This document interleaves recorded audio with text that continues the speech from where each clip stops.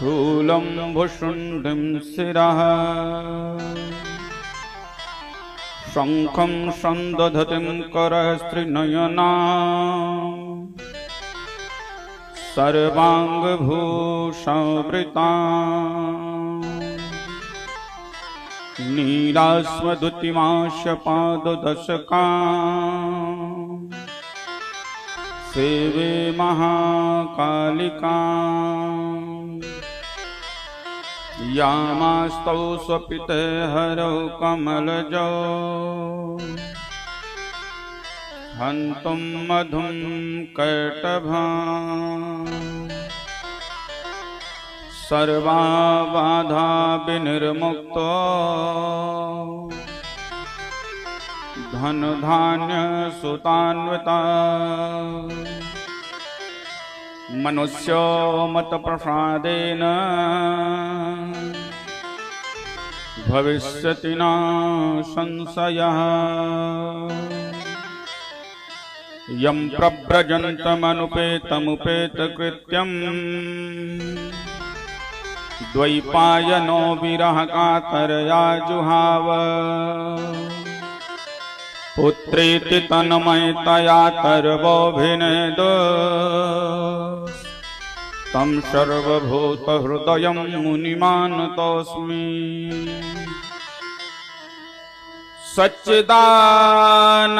सच्चिदानन्दरूपाय विश्वोत्पत्त्यादिहेतवे आपत्त्रयविनाशाय श्रीकृष्णाय वयं नुमः। भक्ति भक्ति भगवन्त गुरु चतुर्नाम बपु एक तिनके पग बंधन किए नासहि विघ्न अनेक सीय मांडवी उर्मिला श्रुति के रति बरबाम चार योग चार्य सुवर्ण तुलसी करत प्रणाम। श्री राम कथा के रसिक बर भक्त राजमत ढेर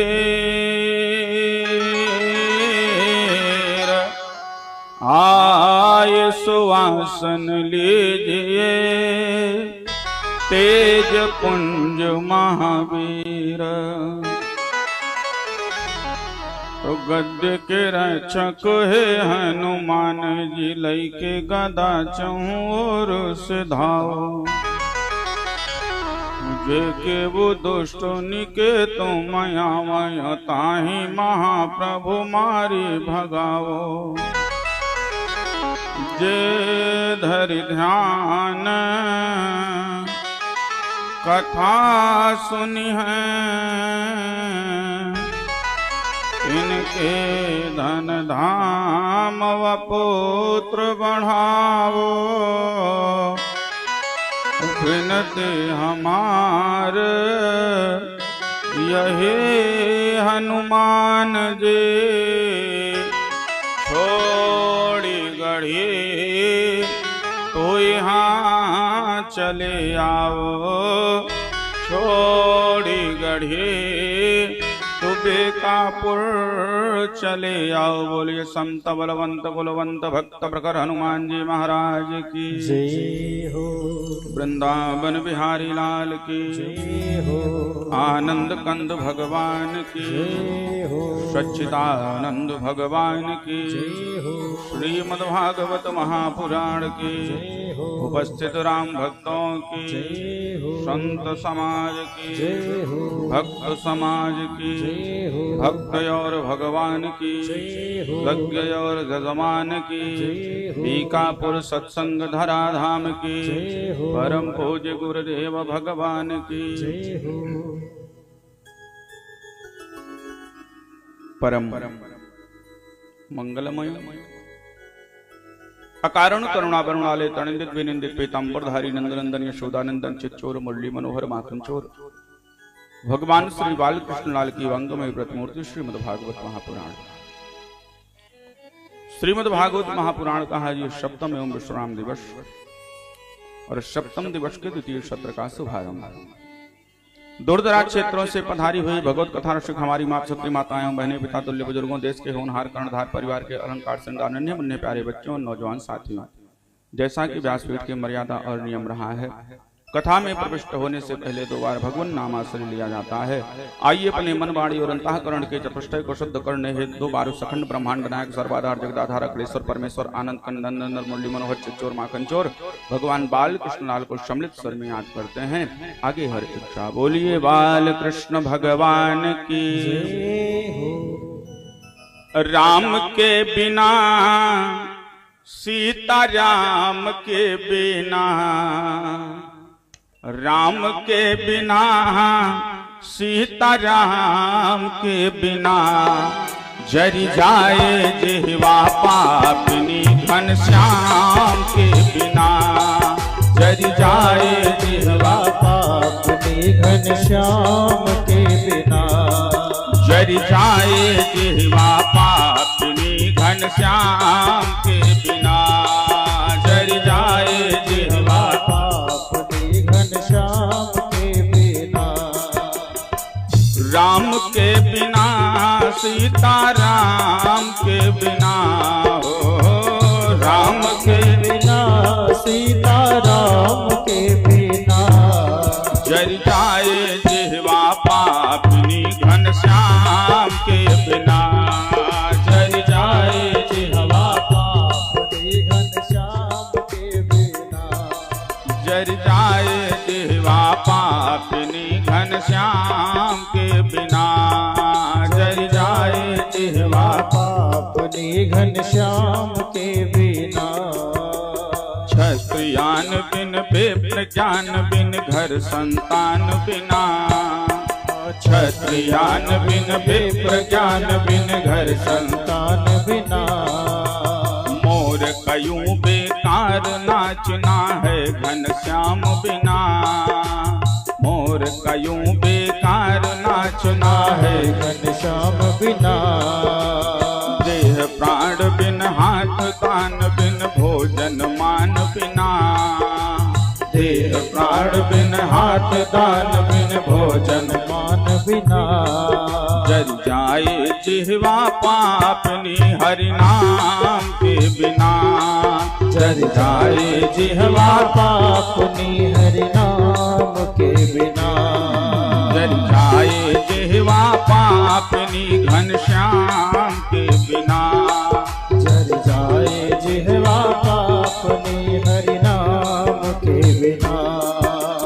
पंच पंख बिन वृक्ष टंक बिन आरत शंख बिना, पंच पंख बिन वृक्ष टंक बिन आरत शंख बिना, गणित अंक बिन कमल पंख बिन निशामयंक बिना, गणित अंक बिन कमल पंख बिन निशामयंक बिना, व्यर्थ भ्रमण और चिंतन भाषण अच्छे काम बिना, व्यर्थ भ्रमण और चिंतन भाषण अच्छे काम बिना, जर जाए जिह्वा पापनी घनश्याम के बिना, जर जाए जिह्वा पापनी हरि नाम के बिना, जर जाए जिह्वा पापनी घनश्याम के बिना, जर जाए जिह्वा पापनी हरि नाम के बिना। प्रिया कंत बिन मठ महंत बिन हाथी दंत बिना, प्रिया कंत बिन मठ महंत बिन हाथी दंत बिना, ग्राम पंच बिन ऋतु बसंत बिन आदि अंत बिना, ग्राम पंच बिन ऋतु बसंत बिन आदि अंत बिना, भजन बिना नर ऐसे सो है, भजन बिना नर ऐसे सोहे, अश्व लगाम बिना, भजन बिना नर ऐसे सोए अस्त्र लगाम बिना। जर जावे जिह्वा पापिनी हरि नाम के बिना। जर जाए जिह्वा पापनी हरि नाम के बिना। जर जाए जिह्वा पापिनी घनश्याम के बिना। जर जाए जिह्वा पापनी घनश्याम के बिना। पुष्प पाग बिन संत त्याग बिन गाना राग बिना। पुष्प पाग बिन संत त्याग बिन गाना राग बिना। श्रृंगार सुहाग बिन शीश पाग बिन पाना भाग बिना। श्रृंगार सुहाग बिन शीश पाग बिन पाना भाग बिना। पंडित की बेकार जिंदगी पंडित की बेकार जिंदगी रघुबर राम बिना। पंडित के बेकार जिंदगी रघुबर राम बिना।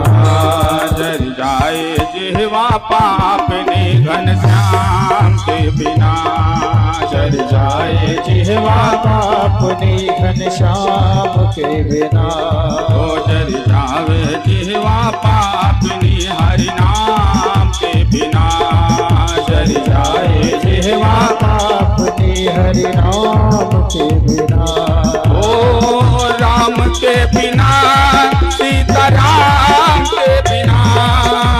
राम के बिना सीता राम के बिना। ओ राम के बिना सीता राम के बिना। राम के बिना सीता राम के बिना। जर जाए जिह्वा पापिनी हरि नाम के बिना। जर जाए जिह्वा पापिनी हरि नाम के बिना। जर जाए जिह्वा पापिनी घनश्याम के बिना। जर जाए जिह्वा पापनी हरि नाम के बिना। जर जाए जिह्वा पापिनी हरि नाम के बिना। जर जाए जिह्वा पापिनी हरि नाम के बिना। जर जाए जिह्वा पापिनी हरि नाम के बिना। जर जाए जिह्वा पापनी हरि नाम के बिना। बोलिए राधा कृष्ण भगवान की जय। वृंदावन बिहारी लाल की जय हो। प्यारे राम भक्तों, कल की कथा कहाँ पर विश्राम हुए थे? कोई है जो बतावेगा? कल की कथा का विश्राम कहाँ पर हुआ था?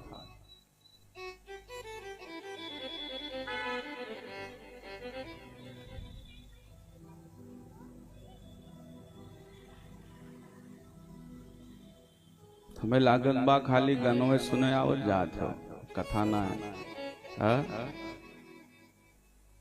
कल की कथा विश्राम हुई थी कि सुखदेव जी महाराज राजा परीक्षित को ये पावन कथा सुनाए हैं कि परीक्षित, उद्धव जी गए हैं ब्रज गांव, नंद जी के गांव गए हैं, गोपियों से मुलाकात किया है, संदेशा दिया है भगवान श्याम सुंदर का, और संदेशा दे करके वापस आए हैं। आज कथा में सुखदेव भगवान राजा परीक्षित को सुना रहे हैं। कहा परीक्षित, कंस की दो पत्नियां थी जिनका नाम था अस्ति और प्राप्ति, और इन दोनों के पिता का नाम था जरासंध। अपने पति कंस की मृत्यु के बाद इनको बड़ा दुख हुआ है, और अस्ति और प्राप्ति अपने पिता के राज्य मगध देश को चली जाती है। मगध देश पहुंची हैं, अपने पिता जरासंध से बड़े दुख के साथ अपने विधवा होने का वर्णन किया है। अपनी पुत्रियों की अस्ति और प्राप्ति की यह अप्रिय वार्ता सुनकर के, अप्रिय बातों को सुनकर के कंस तो पहले बड़ा दुखी हुआ है, बड़ा शोक हुआ है जरासंध को कंस के मृत्यु होने के कारण। लेकिन परीक्षित बाद में वह क्रोध से तिलमिला उठा है। जरासंध निश्चय किया है कि मैं पृथ्वी पर एक भी यदुवंशियों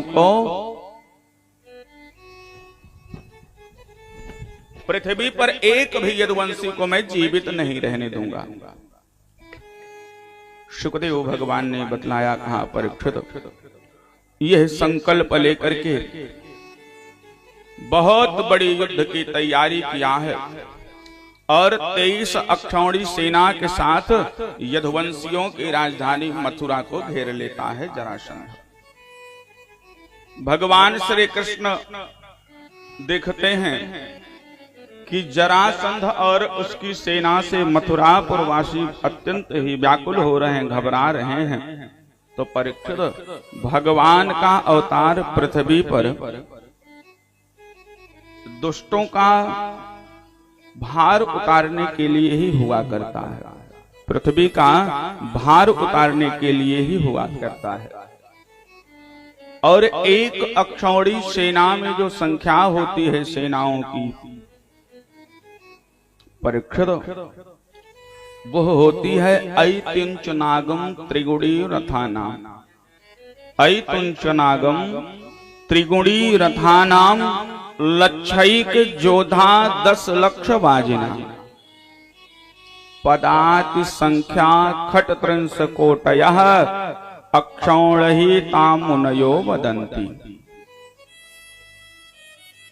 इस प्रकार 23 अक्षौणी सेना को लिया है और 23 अक्षौणी की सेना को लेकर के पूरे मथुरा को घेर लेता है।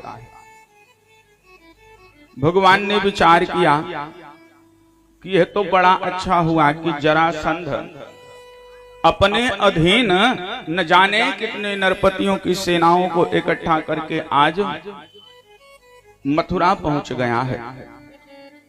ये पृथ्वी का पूरा भार जुटा करके मेरे पास आया है, मैं इसका नाश करूंगा, लेकिन अभी मगधराज जरासंध को मारना नहीं चाहिए। परीक्षित ने कहा भगवान ऐसा क्यों कहा, ऐसा क्यों विचार किया भगवान ने? तो सुखदेव भगवान ने कहा परीक्षित भगवान ने ऐसा इसलिए सोचा कि यदि अभी मैं जरासंध को मार दूंगा तो अन्य जो सेनाएं नरपतियों की बची हैं वो मुझसे नहीं मिल पाएंगी, मेरे पास नहीं आवेंगी। और जब तक जरासंध जीवित रहेगा तब तक ऐसे न जाने कितनी सेनाओं को लेकर के ये मेरे पास आता रहेगा। सुखदेव भगवान बतलाते हैं, कहा परीक्षित एवं ध्यायाति गोविंद आकाशात सूर्य वर्चसौ रथ वोपस्थितौ सदयः ससूतौ सा परीक्षितौ। भगवान यह विचार कर ही रहे थे कि आकाश से सूर्य के समान चमकते हुए 2 रथ पहुंच जाते हैं। उनमें युद्ध की सारी सामग्रियां थी, दिव्य अस्त्र शस्त्र था। भगवान कृष्ण ने भैया बलराम से कहा भैया देखिए यह आपका रथ है, इसमें आपके प्यारे आयुध हल मूसल रखे हुए हैं, आप अपने रथ पर सवार होइए और ये जो शत्रु हैं इनकी सेना का संहार करिए। आपस में इस प्रकार विचार करके भगवान श्री कृष्ण अपने रथ पर विराजमान हुए हैं, अस्त्र शस्त्रों को लिया है और बलराम जी अपने रथ पर सवार हुए हैं और मथुरा से निकल पड़े। उस समय भगवान कृष्ण के साथ एक बहुत छोटी सी सेना चल रही थी। भगवान श्री कृष्ण के रथ को हाँक रहे थे दारुक जी। भगवान पुरी से बाहर निकले हैं और बाहर निकल करके भगवान ने अपना वही पांचजन्य शंख बजाया है, जिसको सुन करके जरासंध की जो सेना थी उनका हृदय फट जाता है, थर्रा उठता है। भगवान कृष्ण ने जरासंध ने कृष्ण को देखा है और कहा कृष्ण तू तो अभी निरा बच्चा है, केवल अकेले तुझसे लड़ने में मुझे लाज लगते है, इसलिए जा मैं तेरे साथ युद्ध नहीं करूंगा। हाँ बलराम, यदि तेरे मन में ये श्रद्धा हो कि युद्ध में मरने पर स्वर्ग प्राप्त होता है तो बलराम आज मैं तुझसे युद्ध करूंगा। भगवान कन्हैया ने कहा जरासंध जो सूरवीर होते हैं वो तुम्हारी तरह डींग नहीं हाँकते हैं, वो अपना बल पौरुष दिखलाते हैं। देखो अब तुम्हारी मृत्यु तुम्हारे सर पर नाच रही है, तुम वैसे ही बक रहे हो जैसे मरने के समय कोई सन्निपात का रोगी बकता है।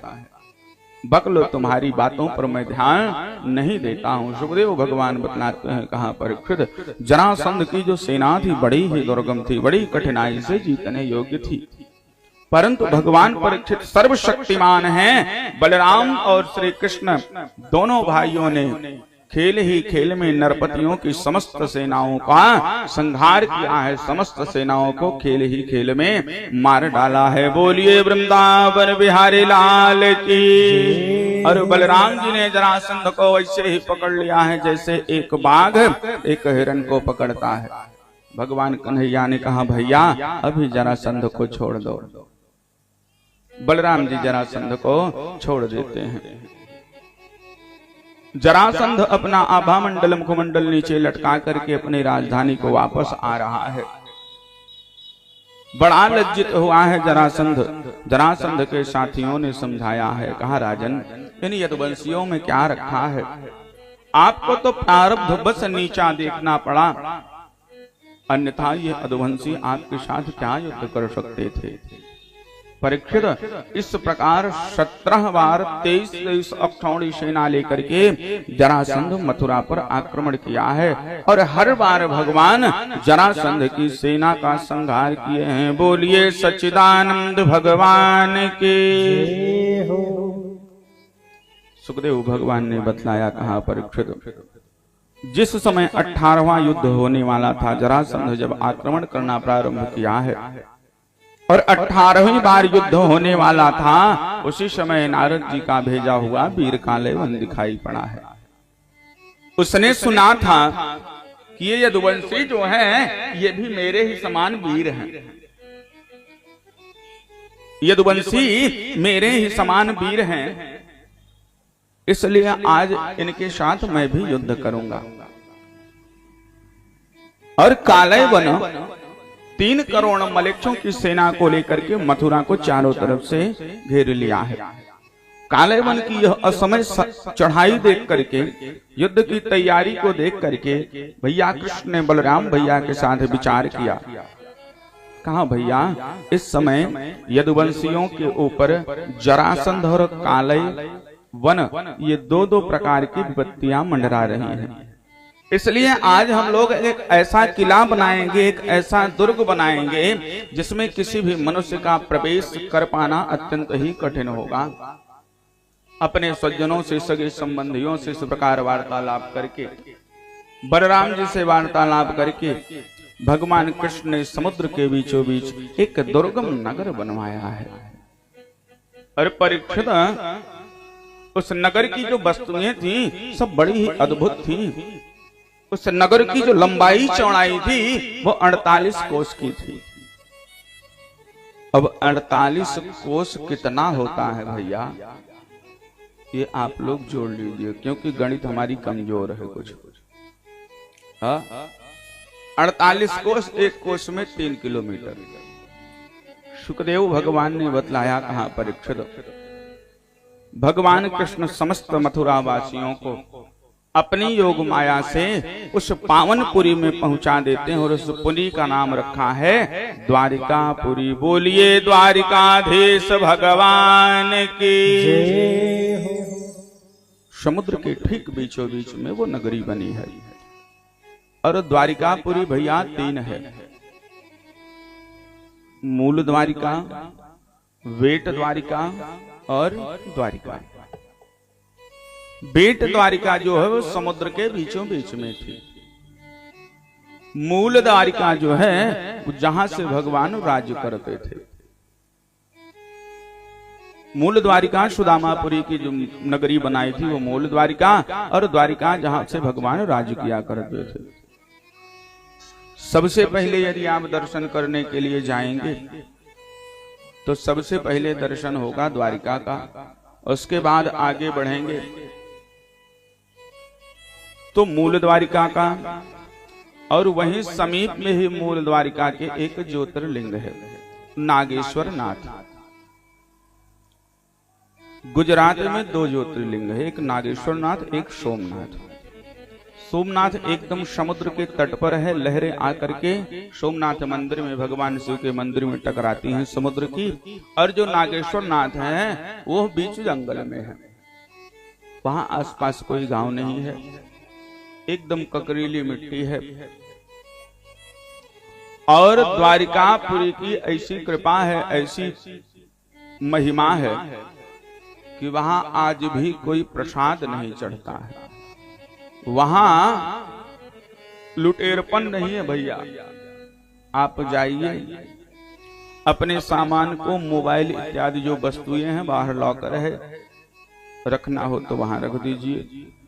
अपना जूता चप्पल उतारिए, पंक्ति में लग जाइए। यदि आप ले जाना चाहते हैं तो 10 रुपए की एक पुड़िया पोटली मिलती है चावल की, जो सुदामा जी चावल लेकर के गए थे, वही चावल ले लीजिए। अंदर प्रवेश करिए, घूमिए, भगवान का दर्शन करिए, द्वारिकाधीश का। आगे बढ़िए, एक बरामदा है, हाल है, उसी बरामदे में एक तख्त रखा हुआ है। उसी तख्त पर वो चावल चढ़ा दीजिए।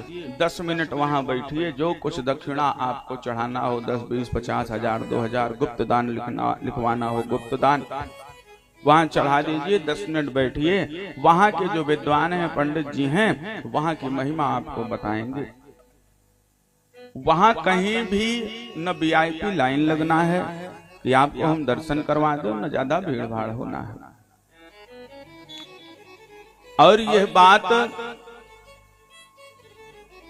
द्वारिकापुरवासी जब उनको पहुंचा देते हैं, भगवान कृष्ण उस पुरी में, और उसके बाद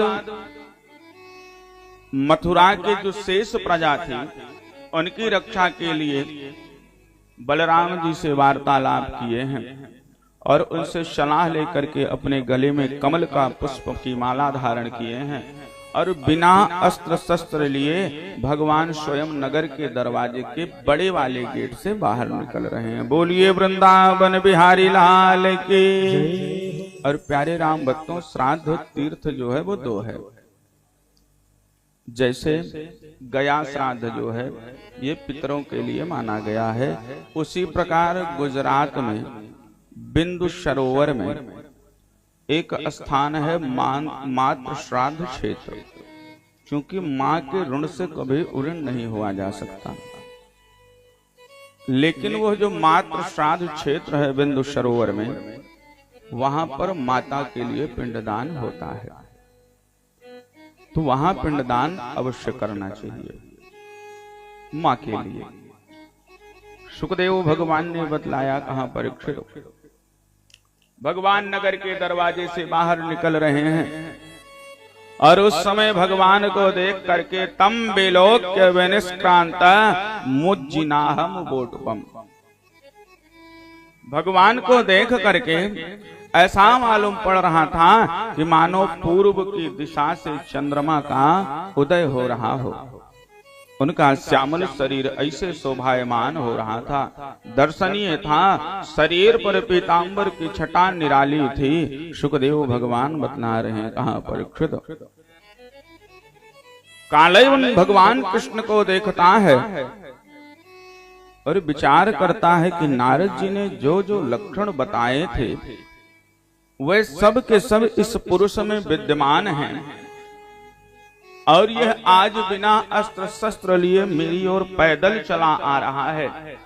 हो न हो यही वो पुरुषोत्तम नारायण है और आज यह अस्त्र शस्त्र नहीं लिया है, तो मैं भी आज इसके साथ बिना अस्त्र शस्त्र के युद्ध करूंगा। सुखदेव भगवान ने बतलाया, कहा परीक्षित इत निश्चित यवनः प्रादवंतम प्रांग मुखम। ऐसा विचार करके कालयवन भगवान कन्हैया की तरफ दौड़ा है और जब भगवान कन्हैया की तरफ दौड़ा है तो भगवान तुरंत ही अपना मुख दूसरी तरफ घुमा लेते हैं और रणभूमि छोड़ करके भगवान वहां से निकल पड़ते हैं। आज भगवान का यही एक नाम पड़ गया है, रण छोड़ भगवान। बोलिए रण छोड़ भगवान की। उन योग दुर्लभ भगवान को पकड़ने के लिए कालयवन उनके पीछे दौड़ना प्रारंभ किया है। रण छोड़ भगवान लीला करते हुए भाग रहे हैं। कालयवन पग पग पर यही समझता था कि अब पकड़ा कि तब पकड़ा। इस प्रकार भगवान उसको अपने पीछे भगाते भगाते बहुत दूर एक पहाड़ की गुफा में ले जाते हैं। भगवान स्वयं गुफा में प्रवेश कर जाते हैं। आगे बढ़े हैं जब भगवान गुफा में, तो एक व्यक्ति सोया हुआ था। भगवान अपना पीतांबर उसी सोए हुए व्यक्ति के ऊपर डाल दिए और गुफा में अंदर प्रवेश कर जाते हैं। आगे कालयवन भी भगवान के पीछे पीछे गुफा में प्रवेश किया है। देखा तो पीतांबर भगवान का पड़ा हुआ है, तो कालयवन ने विचार किया कि यही कन्हैया है जो पीतांबर लपेट करके ओढ़ करके यहाँ लेट गया है। ऐसा विचार करके कालयवन ने एक लात मारा है। सोए हुए व्यक्ति को एक लात मारा है। जैसे ही पैर मारा है तुरंत ही उस व्यक्ति की निद्रा टूट जाती है और जैसे ही आंखों को खोला है, उस व्यक्ति ने जैसे ही आंखों को खोला है वैसे ही कालयवन जल करके भस्म हो जाता है। बोलिए सच्चिदानंद भगवान की। जब कालयवन जल करके भस्म हुआ है तब यदुवंश शिरोमणि भगवान श्री कृष्ण उस पुरुष को, उस व्यक्ति को दर्शन दिए हैं जिनका नाम था राजा मुचकुंद। मुचकुंद ने कहा मैं आदिकाल से अपनों कर्मों में लगा हुआ था। कहीं पर किसी भी जगह पर मुझे शांति नहीं मिल रही थी। निद्रा ने मेरे समस्त इंद्रियों की शक्तियों को छीन लिया था प्रभु, इसलिए मैं इस निर्जन वन में सो रहा था। अभी अभी किसी ने मुझे जगा दिया है।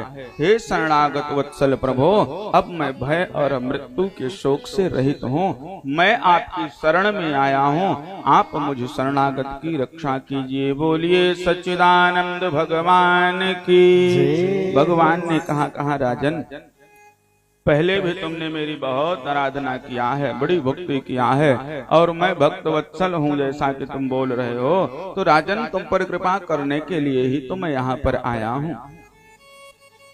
सुखदेव भगवान ने बतलाया, कहा परीक्षित। भगवान ने कहा राजन, तुम्हारी जो कुछ इच्छा हो, जो अभिलाषा हो, वो वर मुझसे मांग लो। मैं तुम्हारी समस्त लालसाओं को, समस्त अभिलाषाओं को पूर्ण कर दूंगा। राजन, जो पुरुष मेरी शरण में आ जाता है उसके लिए ऐसी कोई वस्तु नहीं रह जाती जिसके लिए वह शोक करे। मुचकुंद हाथ जोड़ करके कहते हैं, प्रभु ना कामयेन्यम तव पाद से बिना अकिंचना प्रार्थदमात्परम विभो। हे भगवान, आपसे छिपा क्या है? मैं आपके चरण कमलों की सेवा के अतिरिक्त और कोई भी वर नहीं मांगता हूँ। मुझे यदि आप वर देना चाहते हैं तो ये वरदान दीजिए कि आपके चरण कमलों में मेरा सदा सर्वदा अनुराग बना रहे। भगवान राजा मुचकुंद का यह निवेदन, यह प्रार्थना सुनकर के भगवान कहते हैं, कहा राजन, अगले जन्म में तुम ब्राह्मण बनोगे, समस्त प्राणियों के सच्चे हितैषी रहोगे, परम सुहृद हो जाओगे और फिर मुझ परमात्मा को तुम प्राप्त हो जाओगे। परीक्षित ने कहा भगवान, आखिर ये जो राजा थे मुचकुंद, ये थे कौन? सुखदेव जी ने बतलाया, कहा परीक्षित, ये यूनाश्य नंदन महाराज मानधाता के पुत्र थे।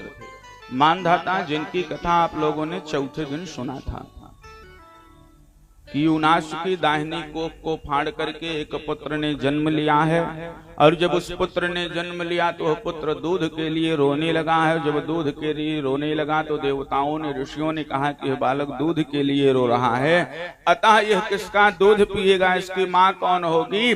तब उस समय देवराज इंद्र अपनी तर्जनी उंगली उस बालक के मुख में डाल दिए और कहे हैं, मामधाय, मैं उसकी माँ हूँ। वहीं से उस बालक का नाम मानधाता पड़ गया है और यह मानधाता जी के पुत्र हैं, इनका नाम था मुचकुंद।